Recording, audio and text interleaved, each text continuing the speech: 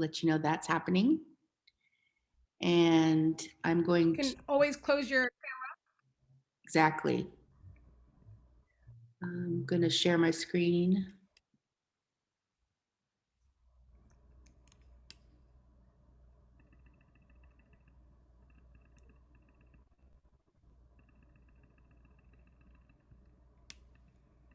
Hmm.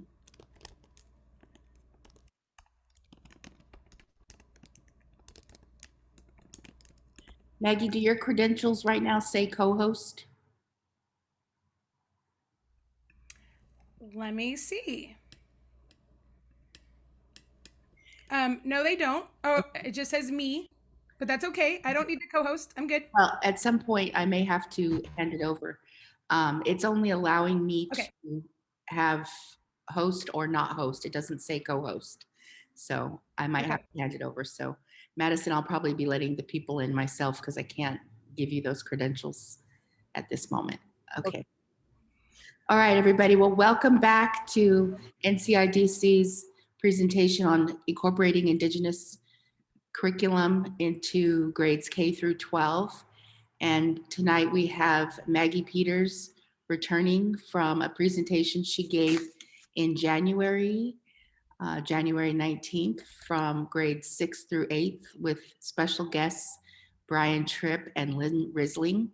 So if you didn't get a chance to attend that, we have all of the recordings available, and they're on our website at NCIDC, and they can also be emailed to you. So, how matakiapi imachepi makaju na pegiwi chante washte na page uzapi. I introduced myself in my Yankton Sioux Dakota Ihanktawan language. I am from Greenwood, South Dakota, and I said, I shake your hands with a good heart. I also want to start by welcoming everyone to let you know that we're on Wiyot territory, and this town that I'm in is Eureka, called Jojiji in their language. And this is a quote from Maggie's father that I like to incorporate that is a good reminder about our responsibility to this land and to the people. So the honor tax is a small compensation for the grief and loss the Wiyot people have suffered. We feel honored by the graciousness with which they accept our presence here today and by this opportunity to contribute. So if you check out that website there's small donations that you can make or large donations that you can make. The Wiyot tribe has sacred site revitalization programs at Tulawat, and they're trying to create a cultural center in Old Town Eureka on 2nd Street, and also the Interpretive Center on Tulawat Island. So we have a lot of goals for tonight. I'm going to hand it over to Maggie in just a moment, but if you didn't attend last month, it's okay. Many of you will gain a lot of additional knowledge. We're going to provide tools, but we're trying to build a cohort of teachers, and I really appreciate all of you for your persistence and your loyalty in coming back to these workshops. The one that we presented in January started with pre-K through 5th, and then 6th through 8th, and then 9th through 12th. You may also have attended some of the roundtables that we've done in response to the ACLU report. And the ACLU report card was based on 10 school districts in Humboldt County, and it showed a lot of the negative outcomes impacting our Indigenous students. And even with the recent tragedy in Bear River, we're reminded that how important this work is for inclusivity, for visibility, for compassion, for Indigenous cultures locally, but for all cultures as well. So tonight we're hoping to give you some tools to help your Indigenous students feel welcome in the classroom and create cultural continuity,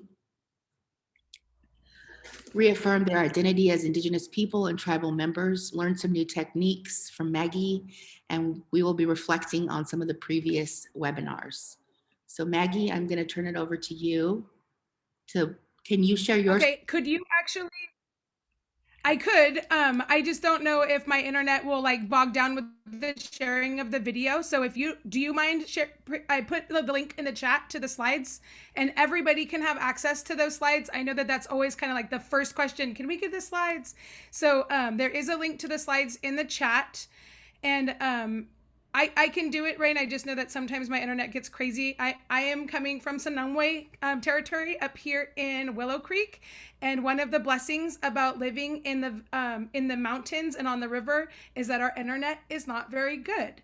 And so I just want to be mindful of people's experience, and if you don't mind continuing to share, because you're out town with all the goods. So if you want to go to my slide deck, that'd be awesome. Can you see that I now? just put a link to it in the chat. Yep, there it is. And you can skip to, since you did the beginning, you can go ahead and skip to slide 3 in your presentation. Thank you. So tonight we really thought about that, NCIDC has been very generous in helping to coordinate and connect members of the community with Native American speakers and Native American and educational support. And we thought that we can start shifting gears a little bit, and instead of kind of overwhelming you with a bunch of resources, to make more of an interactive and intimate training where there's going to be a lot more agency for the adult attendees. And so what I want to just quickly go over to, we want to call this a professional learning group, and we want to invite you at this time. Sorry, it just changed to a different screen. Yep. There you go. We want to invite you at this time to just introduce yourselves in the chat so that we can start building some community. If you don't mind putting your name, your profession, or your school organization, and just say like whether or not you have attended an NCIDC webinar before. So far, there has been 2 roundtables and 3 professional learning events for educators in our area. So I'm going to look at the chat and try to welcome you as you guys come in.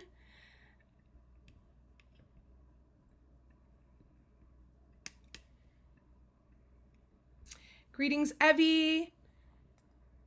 Thank you for attending from Jacoby Creek. Thank you, Lisa, for coming. And thank you for joining us from Blue Lake Rancheria. Robert Anderson, props to KT. I work at KT, so I'm sorry if I seem biased. Thank you for coming tonight. Madison is here joining us. Jordan McCorkle, thank you for coming. Kim DeHuff, great, thank you so much. Now they're coming so fast I can't keep up, right? Thank you guys for joining into this chat, welcoming one another. I see we have Canocti Unified District, great. And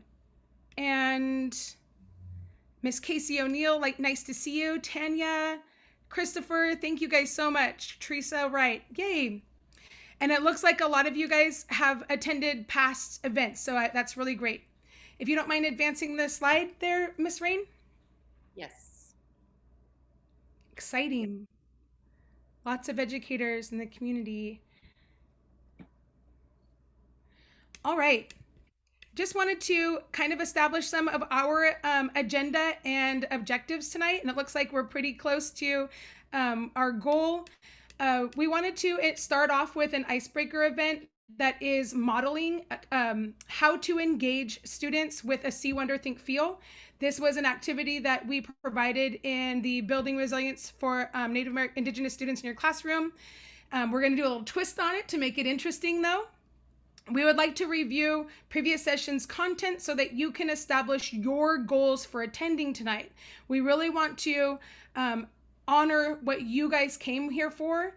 And so we're going to give you guys an opportunity to let us know what you want to explore deeper. We want to give some space for practice with the art strategies that we've gone over, and then see if there's interest in having a continuous event monthly to come together and continue to explore. It wouldn't be an exclusive event. You can always invite your friends and then just do a final reflection. Thank you, Ms. Rain, for advancing to the next slide.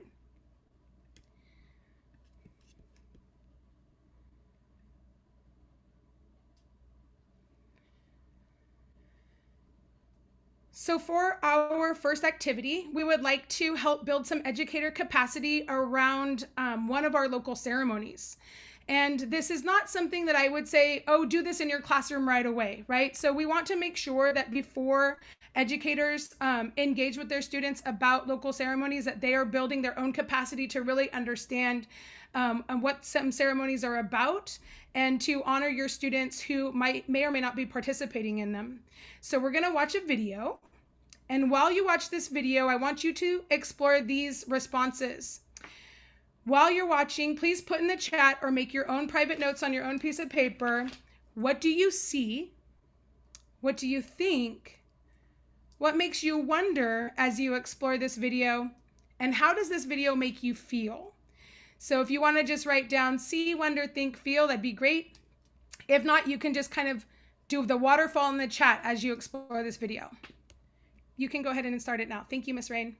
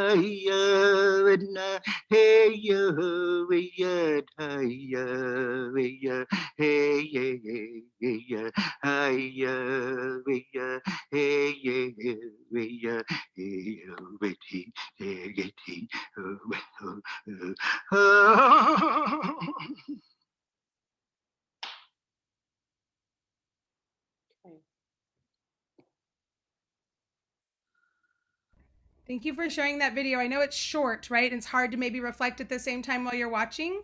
So I just want to revisit those questions.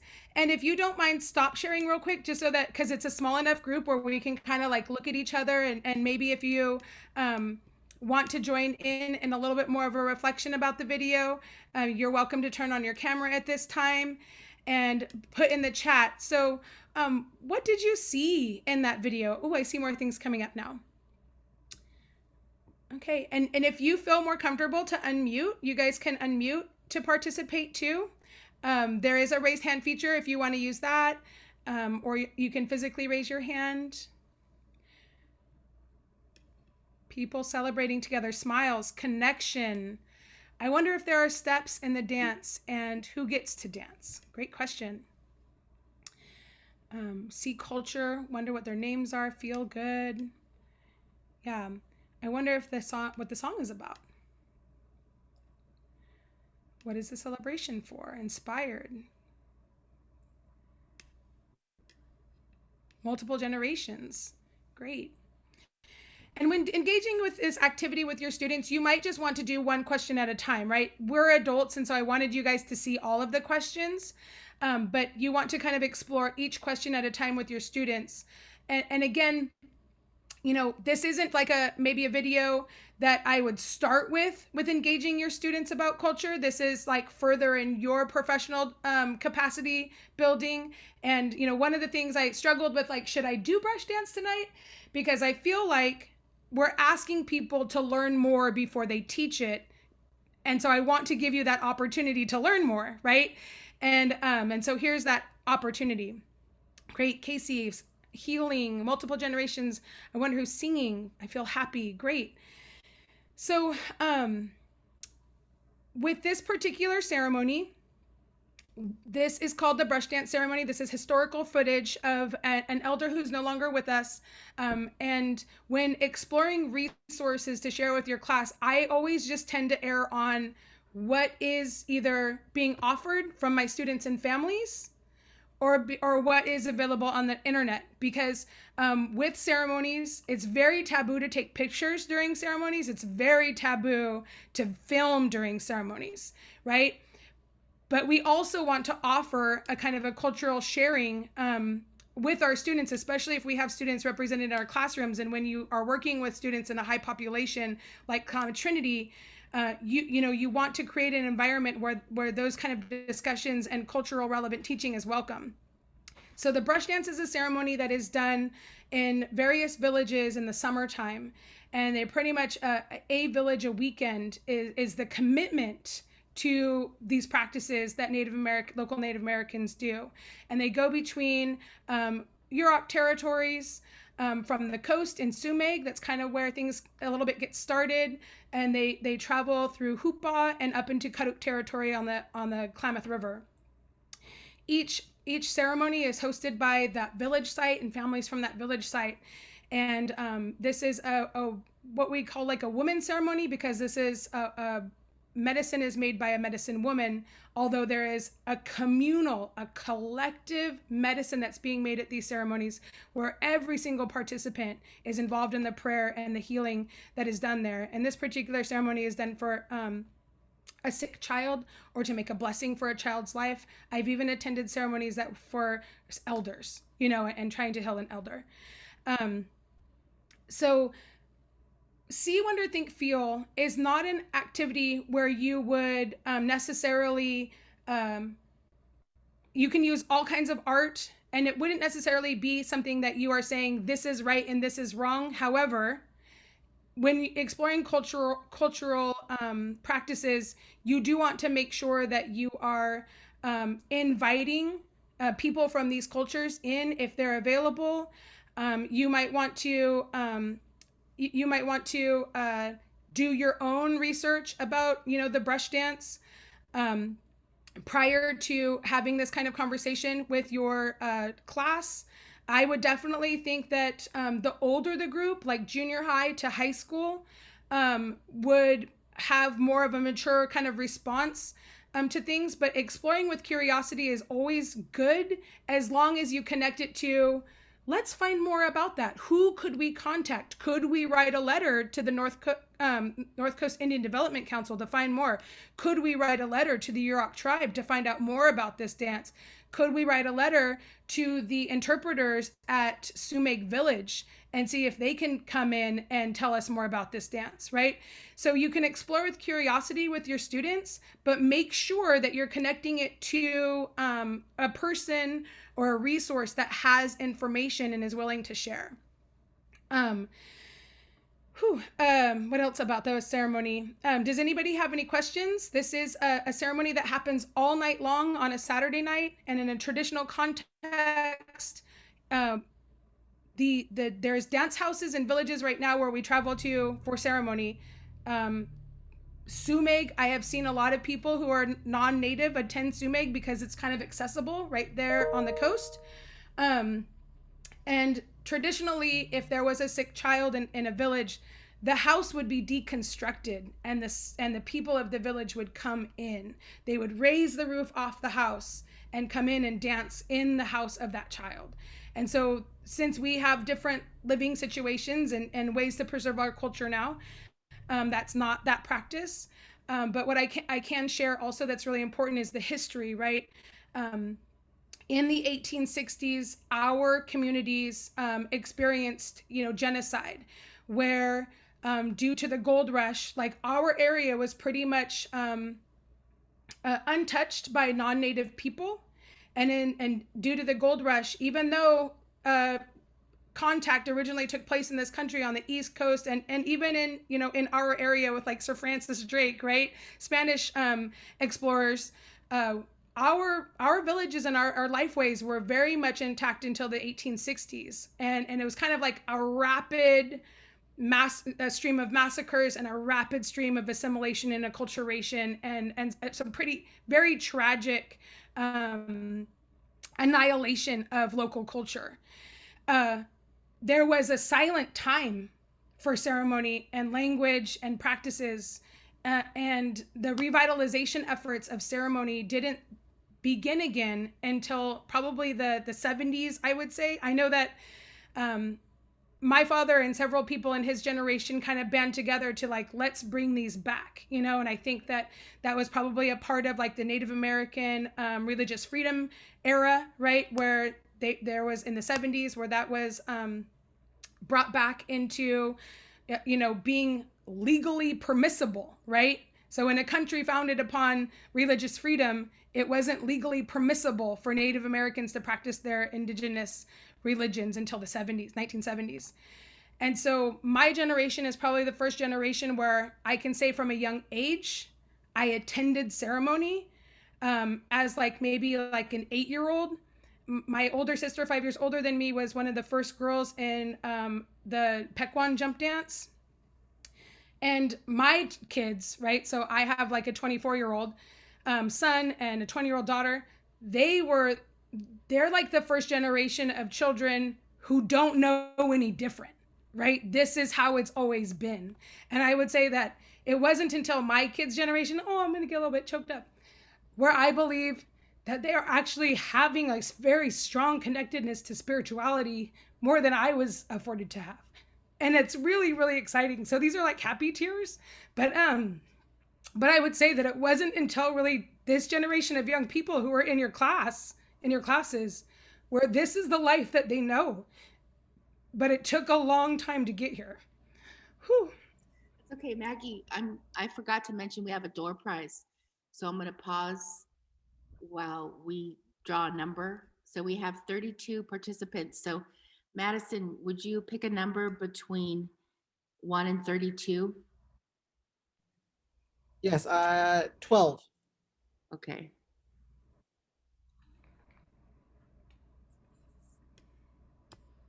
I'm going down the list. Hold on. 8, 9, 10, 11. Jennifer Parnell, are you present? You won. Of course you're present because your name's here. So if you could private message Madison Flynn, your address, we'll mail you this book. And do you have it already? Because I have an alternate, but all right. Congratulations. Yay. Thank you, Maggie. Yay. Yes. Does anybody have any questions? I know I kind of information dumped on you and then cried. So does anybody have any questions about anything that I just shared?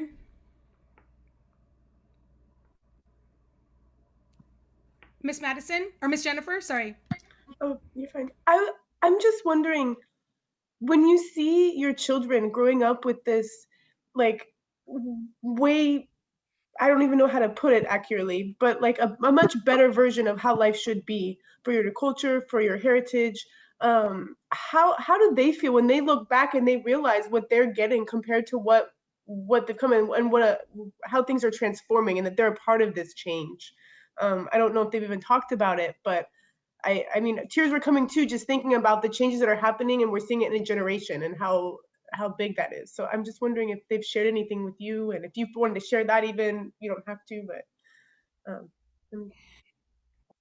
What I think is exciting about this time, and even just being able to share in this more of intimate group of 32 people, is that I empower you to explore that cultural unique knowledge with your students, right? Because I think it'll be a different story for each student, and to really tap into this cultural intelligence, and also make space that there's a spectrum of cultural intelligence that's really much dictated on what the opportunities are for each student, right? You can't assume that if you have a Native American student in your room that they have any more access to culture than a non-native student in your room, right? And so that kind of puts it on you also to explore those cultures with them so that they have that representation and that opportunity to be honored as just an Indigenous person in the classroom or Indigenous person to the United States. But I would say that I certainly, when I just stand with my kids at ceremony, I see them going into a complete different spiritual realm than I can go into. And like, I was raised on the coast, so I, went to Alice Burney, I went to Winship Junior High, I went to Arcata High, and so because my parents made a decision to raise their children off reservation, I didn't have as much access either. And but I would also assure your students that at any time in your life you can engage in culture, right? And that is open and it's always available to them. Because I'm a basket weaver now. I've been a basket weaver for about 16 years, but I wasn't always a basket weaver, and I am a regalia maker. I started making regalia for my daughters for their dances and for them to not have to borrow. But I wasn't in a brush dance myself as a child. So there's always that kind of like ability to connect at any time in your life and just assure them that it's there if they need it. Because not all students are going to have the experience that I'm describing with my kids, right? And just have that reflection before you say something like, and what does it mean to you to be in dances? Because they might not be, and so but also just say, like, that's why I kind of love to kind of add that, like, feel, how does this make you feel? And to honor, like, some people might be like, well, this looks kind of scary, they're like all together, and then just assure that this is a healing ceremony and that this work is going for a really good cause to support cultural resilience, to support medicine being made for not just a baby, but it's really like, it's so healing for the entire community to be able to repractice these dances. Does anybody else have a question? I'm sorry, I'm going a little bit far, or have anything to share. We have a lot of culturally intelligent people in this space right now. So if there's anybody else who wants to share something about the brush dance, you're welcome to do so.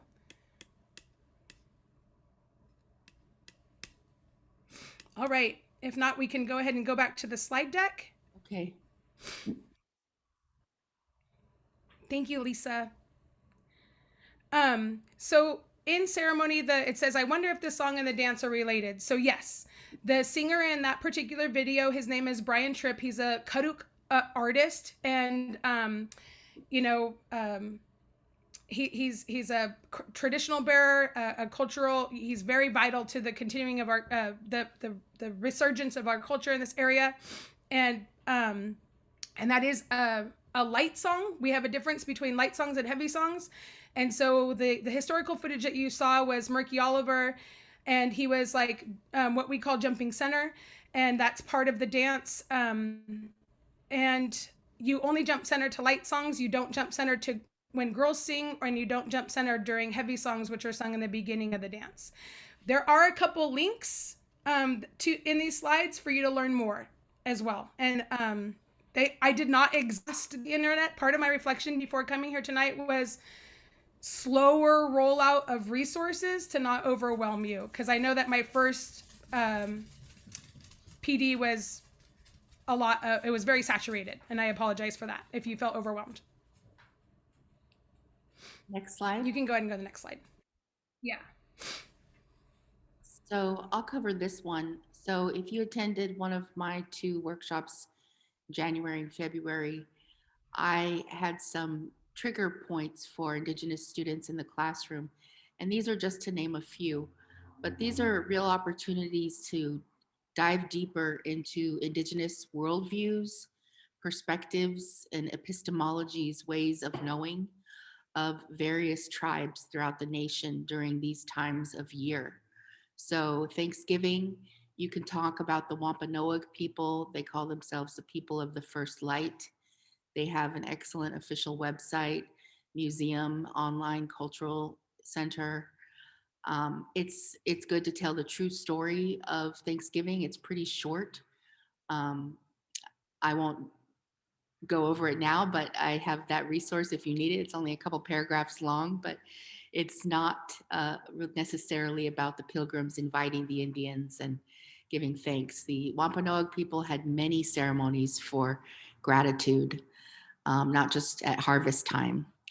And then Columbus Day is slowly changing nationwide in terms of its name being Recognizing Indigenous Peoples Day, or Native American Day. But at the same time, just discussing the day in October, celebrating Columbus, as some of the textbooks still do, for honoring him for being a great voyager or for discovering the New World. It doesn't tell the true story of bringing genocide and violence, sex trafficking, raping, and slave trade, especially against the Taino and Arawak people in the Caribbean. And they have a culture that's still alive today. So a class during Columbus October can discuss who the Taino people are, where they originally were located in the Caribbean, and where their descendants are now. And then Native American Heritage Month in November, you can utilize that month, but Indigenous culture and curriculum can be incorporated year round and in every subject. It applies to everything from art to science to social science to history to PE to food ways that can be science and chemistry. Um, and so going to tribes' official websites, they have a department that's geared towards the history of the tribe, the local tribe, or the cultural um, department will have different links to explain different stories about who their people are. And then the gold rush. So when you talk about the 1849 gold rush, it's really important to tell the true story about environmental damage and the loss of indigenous life, the militias, and then the California Legislative Act of 1850, the Act for the Government and Protection of Indians, which really allowed for free reign murdering of indigenous adults so that the children could be taken into custody and made into slaves, domestic servants, and ranch hands and slave labor, basically. And then the mercury poisoning left over in our river systems has degraded the ecosystems for the salmon and for all species in the river due to using that method for mining for gold. And that's a chronic problem that still persists in the population here with bioaccumulation and causing all kinds of different physiological problems in the people that eat the fish and drink the water. And then the mission project in fourth grade is an ideal time to focus on which tribes around you, what is their worldviews, what do their villages look like, what do they eat, what are their games. There's that information is available.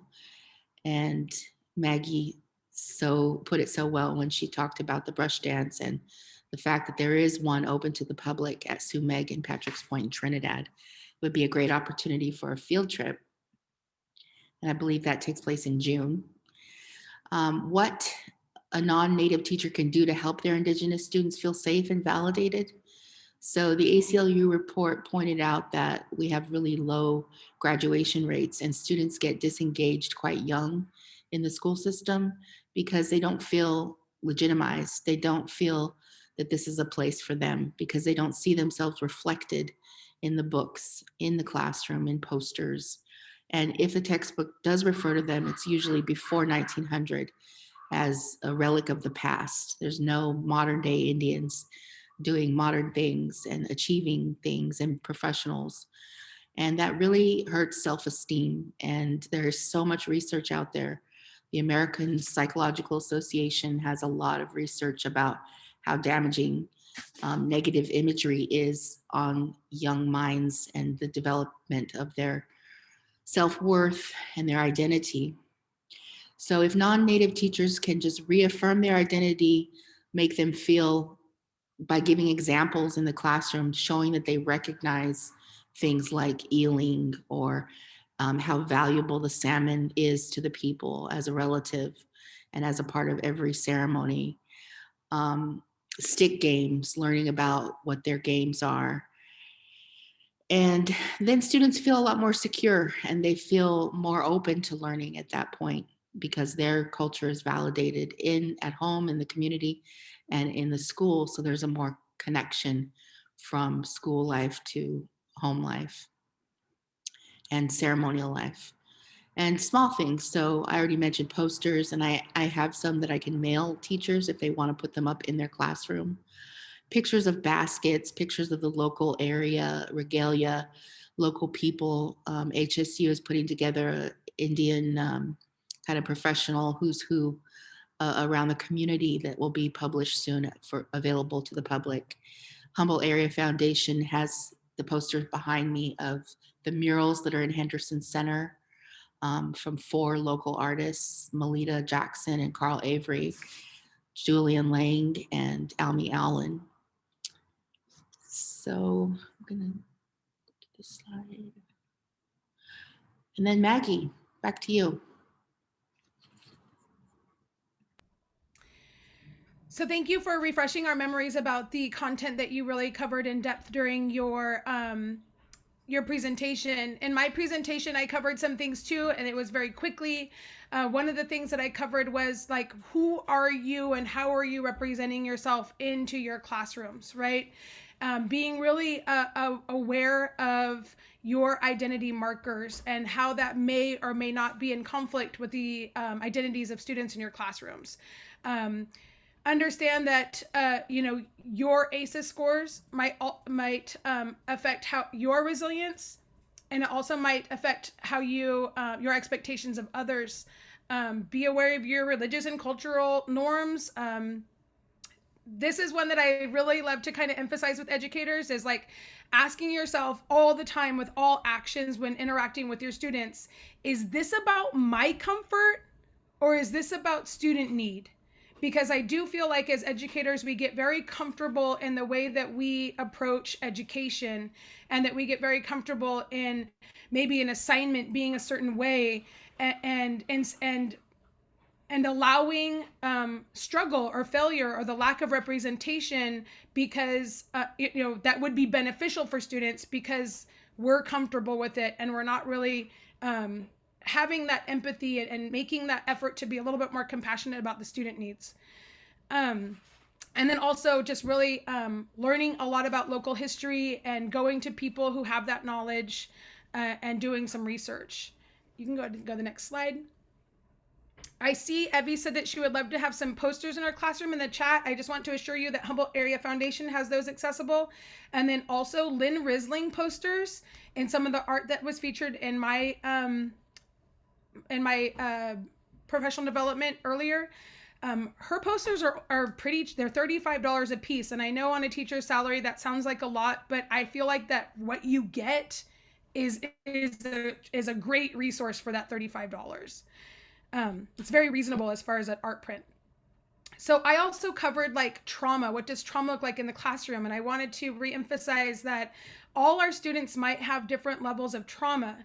Native American students, given, our genocide being in such recent history, that epigenetics and there's so much more that we know about how trauma is multi-generational. So I can say that you might not have families in your Native families in your class right now that are in traumatic situations, but there is that multi-generational trauma that impacts their learning and the way that they interact, and everybody has I think some level of social emotional literacy, right? There's a spectrum of social emotional literacy, adults and children, and just being aware how trauma affects those things. These are all links too that take you to additional resources. You can go to the next slide. Mm-hmm. Thank you, Tanya, for sharing that additional resource from the Pathmakers.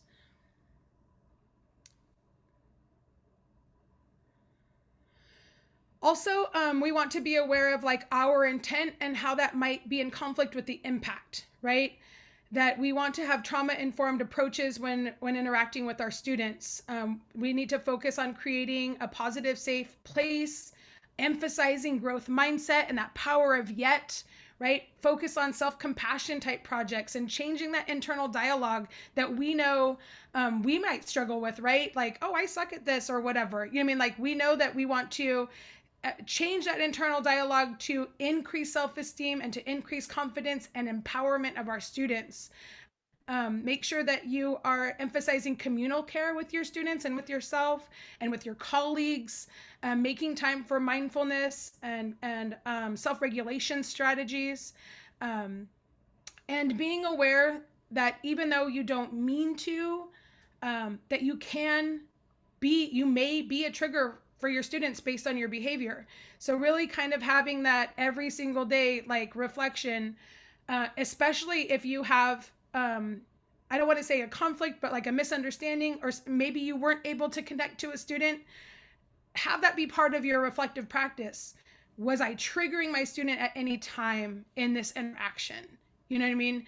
And really own that. What could I do that would improve this situation? And if I don't know, have a thinking buddy. Go to somebody that you know is really, really good at it. Like, I know that on my campus, like I have Miss Tina, I have Shane, I have a lot of resources I could go to and say, hey, this happened today. How might you have approached it? Because I don't think I got the results I was looking for, right? So make sure that you are making time for those conversations to get better.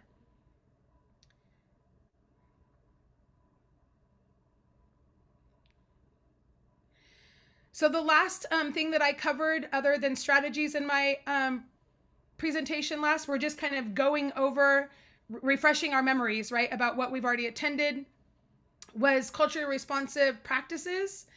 And then also like these ideas, and I think that Rain covered a lot of those listed there, but these ideas about your language, right? Using and instead of but. State expectations and like saying that you trust that they can do it. I know you can do it. You got this, right? That kind of reassurance language. And also saying like making requests that are not related to pleasing you. And so this is like, instead of saying good job or great work, make sure that you're saying, I noticed, insert something you noticed, and then say, tell me more about that, right?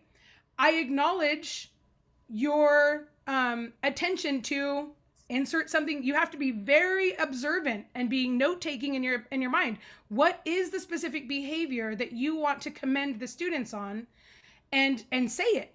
Because a good job doesn't really give them any kind of feedback other than they are making you happy, and that's not really building a relationship, right? So you want to make sure that you're using the kind of language that's acknowledging the behaviors that you want to see, and that you and that you are taking that time to ask more. What's the second question? How can I engage the student to respond to me? I noticed that you're working really hard on that drawing. Tell me about it. What do you got going on there? You know what I mean? That's going to build a relationship, and that's going to show the student that you're invested in something that they are taking time in doing. Also, reframing challenges as opportunities to grow. So when you see that student kind of like breaking down and feeling really challenged, I mean, obviously do the work to do that kind of co-regulation. Hey, let's take a deep breath together. You know what I mean? Let's model it, right? Let's help them de-escalate a little bit. If they're willing, sometimes kids are just like, leave me alone. And it's like, okay, I can stand over here. And when you're ready, I'll be here. But making sure that you reassure them that whenever we're outside of our growth zone, outside of our comfort zone, when things start to feel a little bit oogie and they're just like, I'm not comfortable right now, this is a growth zone, right? And this is where we want to be. We want to be learning and growing when we're at school. And sometimes it feels oogie. And I feel oogie every day, right? Because I'm learning and growing from you guys. Assure them that you don't always have to be the expert in the room, and that you're learning from them just as much as they're learning from you. Maggie, I'm going to do another door prize. Is that okay? Yay, door prize. Okay. We'll pause just for a moment. Madison, can you pick a number between 1 and 32? And we have Kutcha's book, We Are Dancing for You, Native Feminisms and the Revitalization of Women's Coming of Age Ceremony. So, And the number is 29. okay. I'm going to the participant list, and You're going to count from the bottom. I will make it short and count from the bottom. So 31, 30, 29. Teresa Wright. Woo! Congratulations. Okay, I'll go back to, and please private message Madison your address where you can get it mailed to. All right, so we took about half of our time together just to kind of revisit the things that we've done already and make those kind of a refresher. At this time, we would like for you to engage in utilizing the annotation feature. And if you don't know where the annotation feature is if you engage your mouse on your computer, you'll see at the top it says you are viewing Rain Marshall's screen. Right next to it, it says view options. And if you use the downward facing caret, you'll see a menu that comes up, and annotate is one of those menus. Now you have a menu of different scribbly fun things to do. What I'm going to ask you to do is choose a stamp or an arrow, or if you just wanted to, you don't have to write your name or anything like that. But if you choose a stamp, right now you get to say, I would really like to, out of all the things that you guys mentioned, I would really like to explore more in, and then put your stamp where you want to explore more. Okay, I see a stamp. Thank you. Ooh, a lot of requests for decolonizing educational experiences.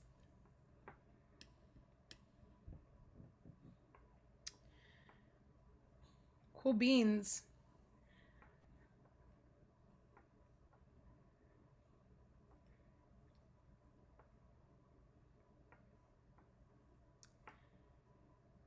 Okay. I see a lot of stamps in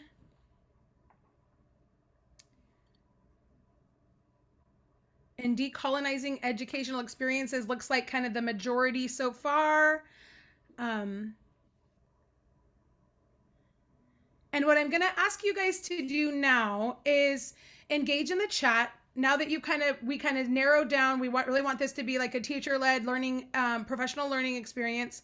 What goal might you have for tonight? And so I can just, and you don't have to answer this question if you don't want to. If you're just like, hey, I'm here to learn, you guys are I know I'll learn something, right? So if you want to engage in the chat and say, I've established a goal to learn more about blank tonight, or I came to this in hopes to have a strategy to do in my classroom tomorrow, or something like that. Did you guys come with the goal? You didn't have to. I'm taking a UDL class, and I'm trying to employ all of those practices, and having participants establish goals is part of that.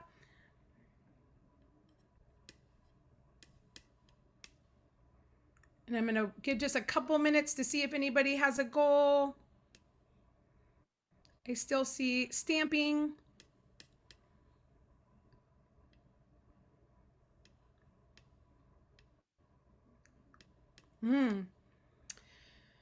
We might have to teach a whole course, right, in understanding differences in epistemologies. I appreciate that, though.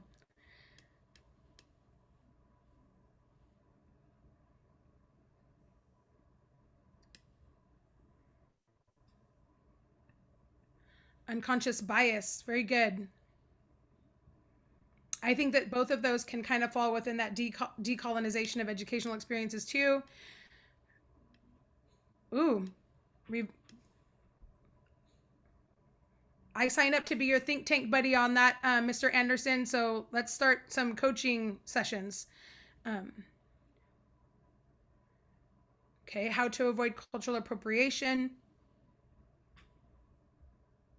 Great. I think that we have a lot to work with here. So let's go ahead and you can close the slide, I think, and we can kind of have a conversation. You're welcome to turn on your camera if you guys want to turn on your camera. Because this is a participant-led PD tonight, we want to make sure that this is like an interactive, let's like everybody kind of have an opportunity to share the mic.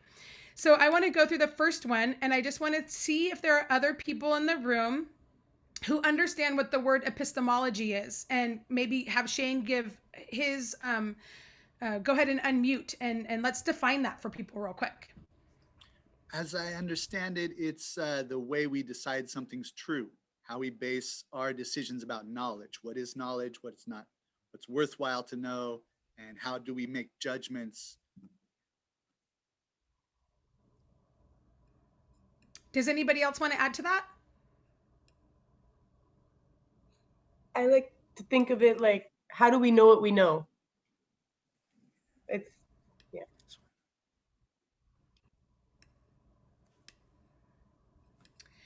So I can maybe speak to this just for a couple of seconds with regard to local culture, and I would say that that the so I'm gonna go. Sorry, something got moved there. So I would say that we speak to this as worldview quite a bit, like what is our worldview? And I think that and I want to make sure that I am not an expert in all Indigenous cultures, and I'm barely even an expert in my own Indigenous culture, right? Due to, genocide, acculturation, assimilation. I'm much more an expert into kind of like this white supremacy world that I'm also a part of, right? And I think that when I think about my worldview, is that for locally we're world renewal people. So we're one of I think 6 cultures of the world that believe it's our responsibility to renew the world and to have fix the world ceremonies. And so we're very much uh, responsible for having these ceremonies on behalf of all the animals and all of the people on the earth. And that's a tremendous amount of responsibility, and we take it very seriously, right? And so with that, it's very structured in communal survival that I think is in conflict with kind of like the white supremacy model. And I'm going to refer to it as that because I feel like that's the best way for me to refer to it as, which is very individualistic. It's very like, you are in it for yourself, and how can you advance yourself, and not really so much in how do we advance mankind, how do we advance, how do we keep how do we preserve, as opposed to degrade and consume, right? And so I would say that a big part of the epistemology differences between the local culture in which I've been raised and kind of that white supremacy culture is this idea of consumption, and that we're raising children these days in our kind of white supremacy culture to be consumers at all costs, and it's all about our comfort, and it's all about um, um, uh, meeting an individual need as opposed to a collective survival. I don't know if there's anything else that anybody else wants to add to that.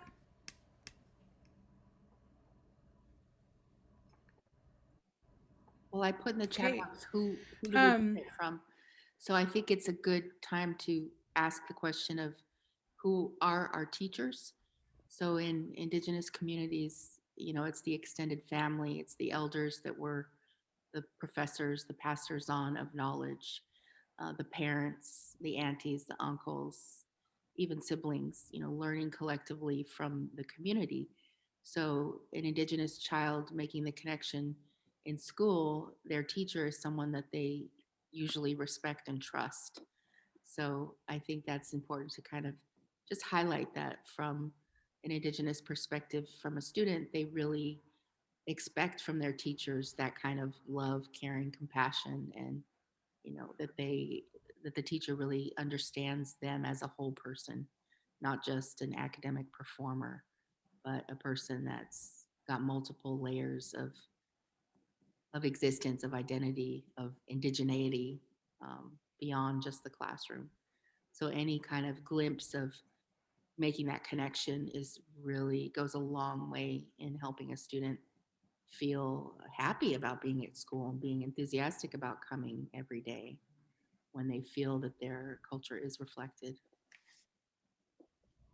Or even honored if it, like if you discovered something new, like one of your students is bilingual, or I mean, like I'm so excited to hear that, and really honoring that cultural unique wisdom and looking at as cultural unique wisdom and intelligence. Unconscious bias. I'm not an equity kind of expert, but I do know that everyone has an unconscious bias based on what you've been exposed to all your life, and you kind of I would say that the biggest contributor to our unconscious bias as a collective nation is media, is TV, is the images that we see on a daily basis.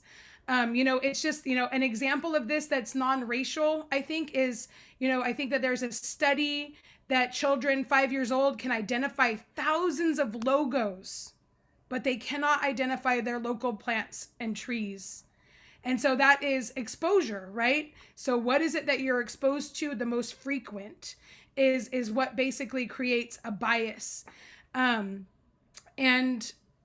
when as educators, we have a responsibility to really explore unconscious biases, and there are a lot of resources available to do that. And even just having conversations and being aware, like, what are my triggers, thinking about your practices. Am I writing more referrals for people of color in my classroom than I am for non-people of color in my classroom? Am I triggered? Am I kind of snapping back at students who are expressing a perspective because I'm not giving space for perspective sharing? You know what I mean? Like, how am I responding to students in my classroom? And is there a bias there? Boys versus girls. That's another one that we don't really talk about so much, right? And I think that the biases is also evident, like how Rain was saying, with what is in your space. Is all that is in your space kind of that white supremacy culture based, or are you making space for multicultural representation, for LGBTQ representation, are you exploring multi-ethnic artists, scientists, mathematicians, authors, right? So your unconscious bias can be very clear in what materials you're presenting in your classroom, and what things you're choosing to go deeper in for exploration or highlighting, right?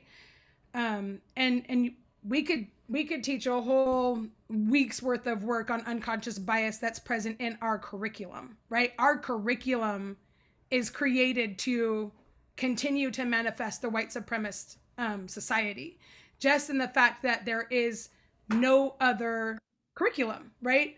If we were really teaching equity, students would have, like, right now we're kind of in a race. When I think about equity, I don't like the word because I feel like it's this linear race, and we're recognizing, oh, this person has an advantage in this race and they're ahead based on these factors, and these people are behind in this race because based on these factors. But really, it's never going to be equitable if we're all on the same track of learning. If this is a linear track for learning and we're not giving students agency to decide what they want to learn, then it's not equitable. We're saying what they have to learn, and they don't get to explore the things that they really want to learn. Or we're not giving them an opportunity to be experts in their culture and their identities and in things that their families think that they should be experts in. So that's why I really think of the equity not to be a race where we're not honoring knowledge bases. Like, we will never see CASP questions about cleaning fish or eels. We'll never see CASP questions about how to gather tan-oak mushrooms. Well, and we'll never see CASP questions about what time of the year to gather basket materials. So we're not honoring the various cultural diverse intelligences of people. We're only offering one track. Sorry, I digressed quite a bit on that one. I apologize. Do you have anything else? Does anybody want to add to that? I want to just acknowledge that I'm not the expert in this room. All of us have expertise and can share. Just want to mention consider who you're praising too. Who are you lifting up? That can be another sign of your bias. Yes. Yes. Um, I want to go back to this chat, and I see how to avoid cultural appropriation. And so I would say that when you know, to me, cultural appropriation can be summarized in a misrepresentation of culture. And I think like the best kind of like more generic example is um, dressing up as, right? Or uh, supplanting materials that are not a traditional material, right? You know. So here's an example too. It's like not just like do you create scenarios in your classroom where students are dressing up like Native Americans and pilgrims in your room? Like that just needs to go. Like you know what I mean that's not appropriate, right? Um, and are after watching like the brush dance video, please do not say, oh, we're going to, the next thing is for us to do a craft project of making, the brush dance feathers and the headdresses. You can't make those things out of cardboard and, toilet paper rolls and, what do you call it? Pipe cleaners, right? So that would be an inappropriate way to explore that art. An appropriate way to explore that art is to go to like the Clark Museum and seeing those displays of the real art, or inviting people like the Native American Women's Collective or different people in your community that have regalia. Would you be willing to bring in your regalia and do a share with my students and talk about what you've made and how it is used? And there are, I believe there's a cultural committee for the Yurok tribe. There's probably cultural committees for the Karuk and Hupa tribe. I'm not so much sure about the Wiyot tribe, but I do know that there is kind of like a cultural outreach consultant, and I forget her name off the top of my head. But contact the tribes, like don't go to people and ask like, what is an appropriate way for me to explore this further with my students? And I would say one tool that never hurts too is that kind of exploring with curiosity, and just saying like, let's do a tribal, research. Choose. There's 500 nations, over 500 nations in this United States. Mm. Let's explore. Let's research. Right. Let's learn more, and make sure that you're asking them to review where the knowledge is come from. Is this Wikipedia, or is this the tribal web page? That sort of thing. Like teaching them to have authentic resources. Go ahead, Miss Lisa.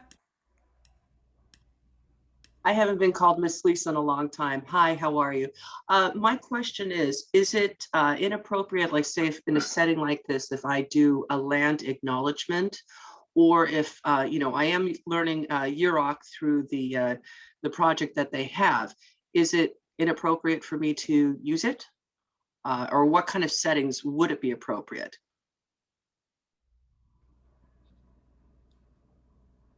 Do you want to do this one, Rain? I just been talking a lot. Sure, this is a great question about land acknowledgements, and Indigenous people are kind of all over the board about how they feel about them. And I think the solid point that consensus would be is just that they're authentic and sincere and often personalized. So it's not necessarily reading a script, although you could do a quote, it could be part of it, but just really sharing with your audience, depending on who that is, how important it is that there are people that have been through things where you live and are still here and are doing amazing things. So finding out, going to their website and finding out what they're doing, or just reading it in the paper, you can learn about what the Wiyot people are doing often. Um, that's what I would say about land acknowledgements. I think they are important, and I think they should be done as often as possible with as many tribes as possible. So, right in Eureka, we are in Wiyot territory, but we should also mention that the Yurok are close by, and then the Rancherias by name. Bear River, Blue Lake, Big Lagoon. So just doing your research and trying to reflect as much as you can about the local people and what they're doing, and maybe when they have festivals. They have the Salmon Festival in August for the Yurok tribe. Things like that you could share in the community. So what the tribes are doing.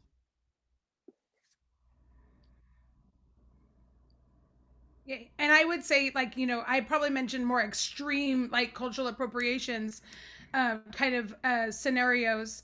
Um, but I would say that with the resources that are available on the internet, right? Like, there are songs that are on the internet, and just making sure that, when you share those songs with your students, that these are songs that you can learn because you love them and they resonate with you, but they shouldn't be sung publicly. This is not your song. Teaching them about proprietary knowledge, proprietary ownership of cultural knowledge. Right? Like, I wouldn't say that the knowledge I shared with you about the brush dance is proprietary. I didn't make, it's not mine. Like, this is what we do, right? But somebody's song is their song. And even in our beliefs, we don't sing each other's songs. That's their song. It's very rude. Like, people will be like, who gave them permission, right? So you want to just make sure that when you share things, I think it's like, I hum along, I sing along when I'm, in the shower. If I need to uplift my spirit, there's nothing like a good brush dance song that coming from memory that will put me in that space. But I know that this is not something I would do publicly. It's not something I would say, okay, kids, we learned that brush dance song from the internet. Let's practice and perform at Cultural Heritage Night, right? That's not appropriate, right? So I have a question about that. So if someone has taught you a song from a different tribe or a different region, and is that something that you would be able to share? Or if they taught you, a hand game or something like that, would that be something to share or something to run by somebody else first to make sure it's being shared sensitively? I feel like if you were shared something and you had the explicit permission to share that with your students and in your community, then that's between you and that cultural bearer that shared it with you, right? Like, I can't speak to a belief of one, there. I think that this is something that is different for families, for individuals, for, like, it's very, like, I was told a long time ago, like, it's taboo for me. Like, I've wove 109 baby baskets, but I've been told from my family it's taboo to create a video. It's taboo to put that on the internet, right? If people want to learn how to do this, they'll come to you. They'll put in the time. They'll go gather their materials.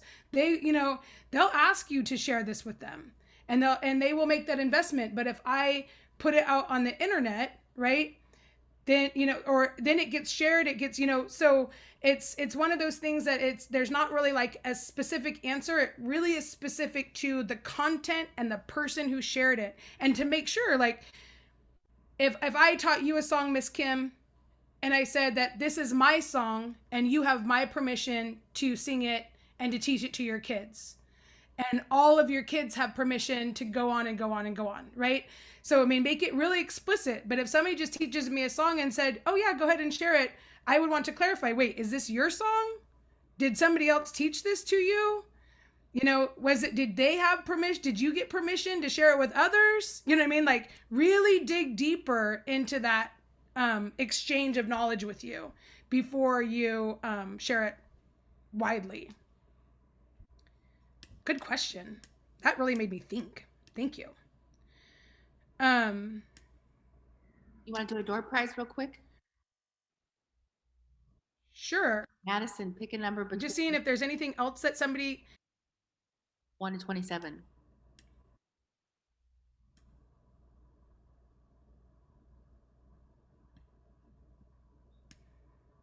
And the number is 7. Okay. Anissa Montalvo. Congratulations. You won a print by Paul Avery. Yay for me! So if you can private message Madison in the chat box with your address, it's a poster that we will mail you. I'm gonna have to wrestle her for it. I think it's on, Miss Anissa. No, I'm kidding. I want to go back to the stamping and the goals because we only have about 15 minutes left, and I want to open this up to the group because I want to honor the collective wisdom in this space. Decolonization of curriculum. Does anybody want to share practices that they are doing right now to decolonize their educational experiences for their students? Sure. I it started off with challenging the text that we were using for the gold rush and utilizing local resources and local histories written by Indigenous authors to challenge that academically. And then that expanded so that we continue to have Indigenous presence from the starting of colonial conceptualization of America, which is a newer idea than the inhabitants of North America, so that it's treated as a separate thing For waking me and up. You know continues what? on I and just learned through. something. Okay. We're all happy for you too. Right. If you could please, And, if you could please mute your mic, that'd be great. Sorry, Mr. and Anderson. that's okay. No, I'm stoked for it too. It's a good prize. But that narrative continues on to the early 21st century, along with everything else, so that we're avoiding the pitfalls of historicization, where Indigenous concerns and interests are considered done with Chief Joseph surrender. But that took a lot of work. And the idea is if we sidebar it, which is usually what we want to present as the narrative, and then we'll have some non-threatening little shaded bar off to the side that doesn't challenge that narrative, and that gets passed on as if it's inclusivity, and it isn't. So I just had to go back and challenge the whole thing, but it's been a several years process. I appreciate that. And I think that what you're coming to is that the decolonization of curriculum takes a willingness to work additionally harder, because you're forced to kind of create your own curriculum, right? You're a lot of times forging new ground because it's not accessible, or there are a lot of resources that are accessible, and so then you would just have to find them, right? So sometimes you're creating curriculum, sometimes you're discovering those new things. And I'm going to tell you that decolonization of curriculum is sometimes not safe for people. And I just want to acknowledge that really quickly for a lot of educators who might not have the autonomy to have flexibility with their curriculum. Different schools have different rules, and I want to encourage you to find acceptable ways within your school culture to decolonize your curriculum, but I also want you to safely do that. Radical paradigm shifts in education around multicultural belief systems and intelligences, we're not there yet collectively as a society, right? The people that are in the positions that are dictating our role as educators have a need to promote the white supremacy model. And that is going to take a collective reform that will take years to do, but it's these spaces where those grassroots conversations and that grassroots effort starts, right? And it's really kind of like, come to this next thing, because we're talking about ways to do this. I do want to do Maggie, a plug it's for also, KP. I want to express it's also lacking, because what I've really done is presented the Anglocentric form of it. So it's still a linear narrative about economics and politics and changes in populations. It's not a holistic model which would match a different pedagogy. And part of this is I'm sort of uniquely situated with a bachelor from the Native American Studies department, and then also I present as white. So I've got the privilege, but then I have alternative training that's kind of shielded me, like you said. I mean, I'm sure 10 years earlier they would have fired me for some reason for attempting what I was doing. So I was lucky with the clock as well. But yeah, even then, that's still not, I don't own that narrative. I mean, I can only come at it from the ways that I conceptualize things until I get better, more fluency at the different perspective. And acknowledging that it's a skill gap, right? You're growing that skill, and acknowledging that is great. I do want to give just a couple of more, ideas, is that there are curriculums that you can show, demonstrate, meet, Common Core and different things. Klamath Trinity Joint Unified School District has a Native American, an Indian education program that has curriculum that could be available to be purchased. So if you are on a curriculum committee, or if you volunteer for such kind of committee, or can invest in doing so. Parents move things faster in your district. Parents and families can move things faster in your district than teachers sometimes. So if that is something that, you know, parents and teachers say, or sorry, parents and families say is important to them, then that could be something that also pushes the adoption or this kind of purchase of some supplemental resources for you to use in your classroom. And there's really good curriculum from KT, and then Cacciabaldi and the Water Protectors is now releasing some really good curriculum for high school that is STEM. Could be STEAM if you integrated some art stuff in there too. I think there's some art stuff in there, so it's kind of STEAM related stuff there as well. So does anybody else have anything to share? We have about, I'm willing to talk about this stuff all night, but we do have 12 more minutes set aside for you tonight. And then, you know, you can politely leave and not feel like you're rude or whatever. Obviously, take care of yourself. But is there anybody else who wants to share a way that they are decolonizing their curriculum right now? I have something that I've done successfully similar to what he's done. It was decolonizing the gold rush.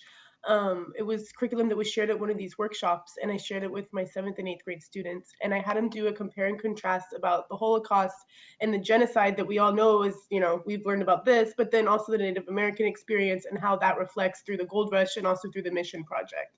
And so they did a compare and contrast, and then they analyzed, was it in fact genocide? Looking at the Human Rights Commission, and as we look through these different points, what is the evidence that we have? And every single student, and I don't have that many students, but every single one came up with the same conclusion that yes, in fact, it was genocide. We have all of these clear points, and why aren't we doing something about that? And this was also a text that we've been reading. It's backwards on you, but an Indigenous Peoples History of the United States, I highly recommend it. It's not too much for students. I've been using it with my 6th and 7th grade students. I teach independent study. So I have students in all different grades, and I've also been working with families and parents, and they're reading it with the children, and they're learning a lot as well. And it comes with curriculum. Yes, it's Howard Zinn. It's Howard Zinn because it's broken down. I'm sure that there's collaborators. It's adapted by G. Mendoza and Debbie Reese. So there are people that have adapted it for younger people audience. But it's super successful. I'm getting such good feedback. It's really inspiring to teach this. And there are a lot of other teachers doing that. So if you're on social networks like Twitter or Facebook, you talk about what you're doing, and then so many resources will pour in because there is a change happening. So I just wanted to share that. Yes, Rain's telling you guys she's sharing this. Yes, see, this is what happens.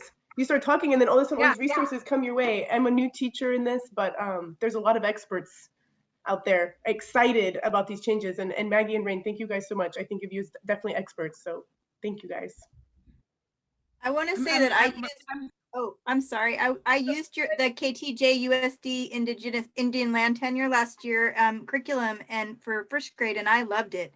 And the students loved it too. And the lessons were very, very well done. And it's really appropriate for the younger grades, the way that the wording is to introduce these ideas, because it's very complex when you think about the youngest students and how are you going to introduce this, you know, these ideas, these very, some of them are so sad and, but they deserve to know, and it's done excellently. So I just wanted to put that in there, that if anyone's interested in looking at it more, I loved it. And I'm really grateful to have that amazing resource near me.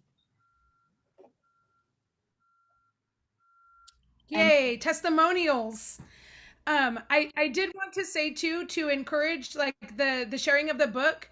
You know, one way that you can also decolonize educator thinking is having a book club, right? So maybe you have some educators who are interested in learning more, but aren't quite ready to do something different in their classroom. And so maybe even suggesting, hey, do you want to read this book with me? Are you interested in, you know, kind of getting together weekly or, you know, every other week to kind of chew on what you're learning, and just being open, having an open door to collective support, right? You know, and really think buddies. Does anybody else have any ideas for decolonizing curriculum or have a resource they would like to share? I recently discovered. I know that. Keishan Lara's Go ahead. son, who wrote 3 books when he was 8, and she sells them for him. I think the money goes towards her scholarship fund for Indigenous students. But they're really sweet, and it has a nice little thing at the end describing him and his achievements and his goals. And it's just really, I think, a good example of showing other students that they can write books too. But it's got a cute story that he made up, and yeah, so they're $10. You can get them through Keishan Lara Cooper. So we had a lot of exciting conversation tonight, and I might have been more long-winded than I intended to be. And there are 2 arts integrated strategies. So I would say art is an amazing way to decolonize your curriculum. And I just noticed somebody turn on their camera, and so I wanted to make sure. Did you want to share an idea before you turned off your camera? No, Abby? I just had a question. Rain, could you share the title of the book that you were just talking about?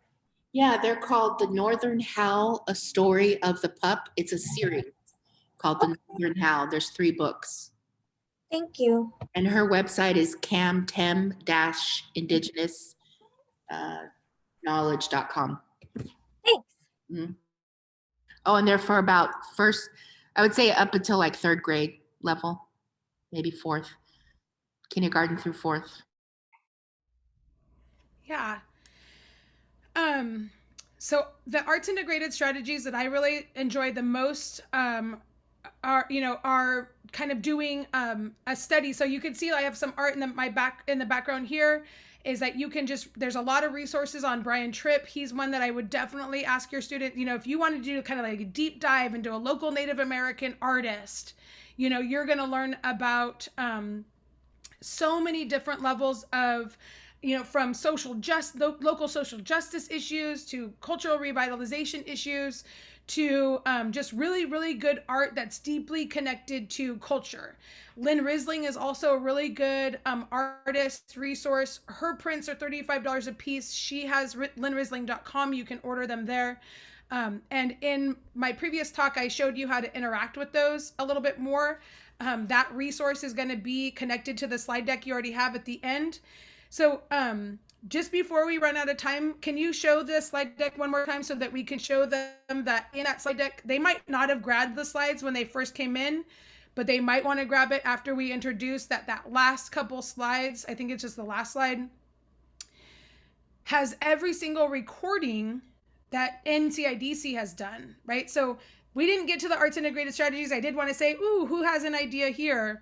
But we can save that for our next time, because what we would really like to engage this group in and like kind of sharing the word is there an interest, right, in having an ongoing, like, mark your calendars, we're coming together on like the 3rd Tuesday of the month just to create a space for ongoing professional learning around Native American culture. And if there's an interest, that we can create this kind of shared space, right? Was it the slide right before this one? Or it's after? Okay. So we want to make sure that you have all of these are links to those event recordings. And I added the one that was recently done with Humboldt Office of Education through their equity series. That is the panelists talking about Indigenous perspectives on education. And so if you didn't get a chance to watch those prior, if you just grab the slide deck, you have all of them to kind of catch up and start, really looking at these resources more, turning them on while you're doing the dishes and just listening. That's how I like to do it sometimes.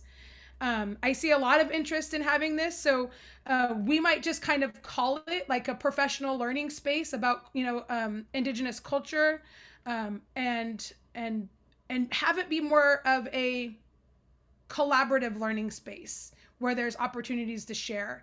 I know that probably people didn't feel like they came today prepared to share because this was kind of like, oh, surprise, right? But I do know that a lot of people are doing great things, and I want for you to feel like there's a place to share and to come and to exchange. Yes, and so we'll be putting that advertisement out, and also I wanted to support another BIPOC event that is also in line with the HCOE Equity Series. So March 25th at 5 o'clock will be the NAACP Sharon Blank presenting with other panelists about how to make Black students feel more accepted, reflected, visible in their schools. So that's March 25th at 5 o'clock. And then we also have a second roundtable discussion, the third one will be April 1st at 5 o'clock, which is a Thursday. We have time for one more door prize. So I'm going to be giving away the Melita Jackson poster. So Madison, can you pick a number between 1 and 23? 12 again, but I think because I'm using a random number generator, I can, if you want to do, or should I do another one? It's okay. Okay. 8, 9, 10, 11. It's a different 12 since we lost a couple. Oh, gotcha. Okay. It's Miss DeHuff. Yay! Woohoo! Thank you. If you could put your mailing address to Madison Flynn in the chat box, if you message her directly, we'll get that mailed to you. All right. Well, thank you everybody for attending. Any last questions for Maggie or myself? Before you leave, I just wanted to ask a really quick question. I know that you had established a couple of goals, and I just want to kind of do that really quick reflection. If you wanted to share in the chat, did this get you closer to meeting the goal that you came to? This, initially when you came, do you feel like sometimes we don't have an intention of setting a goal, but I'm just wondering if you did have a goal. Maybe it was just something to learn more and just to have that feedback and to really sit with, what are my goals for the evening, and did I get closer to accomplishing that goal? Because we want to make sure that we're meeting your needs. That's important to us. And the next question is,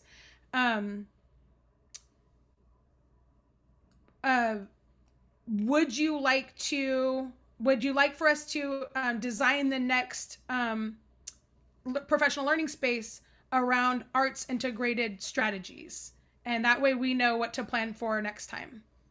So just something about yes, this met my goal, or how it got closer to your goal, right? I learned something. Maybe even this is what I took away. This is my learning. This is what I did. That reflective practice is really good for us as educators, not just me as Rain, as presenters, but just to sit with a moment with that knowledge. Like this is going to change my practice. This is what tonight I know I'm motivated to do something about. Yay. Thank you, Jennifer.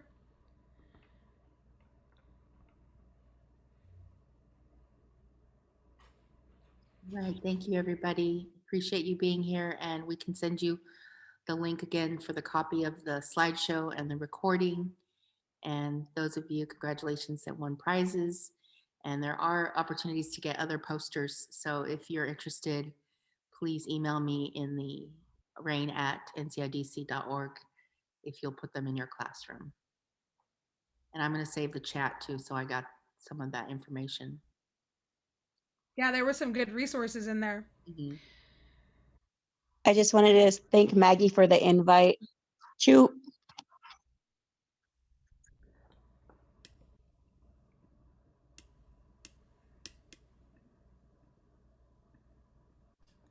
And if I can stay on, if you guys had a different, if you wanted to engage in a question, if you had anything that you wanted to ask, but maybe we're a little shy to do it in front of the whole group.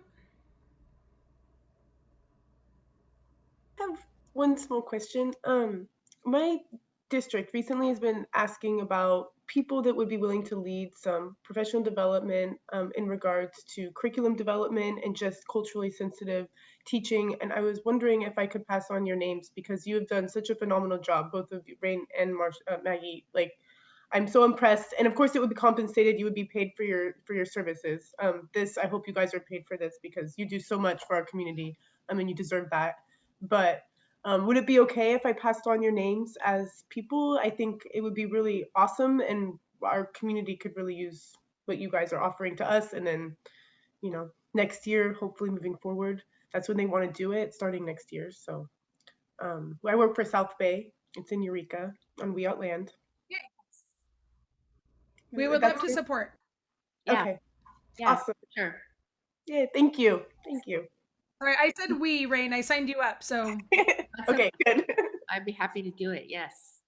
Okay. I have a quick little question or comment. No, thank you again. I've attended every single one, and Maggie and Rain and everybody, thank you so much. I do, being the career readiness education coordinator, I'm working under a grant. So we're launching a modern youth apprenticeship academy. You may not know that over at the Toma Resilience campus.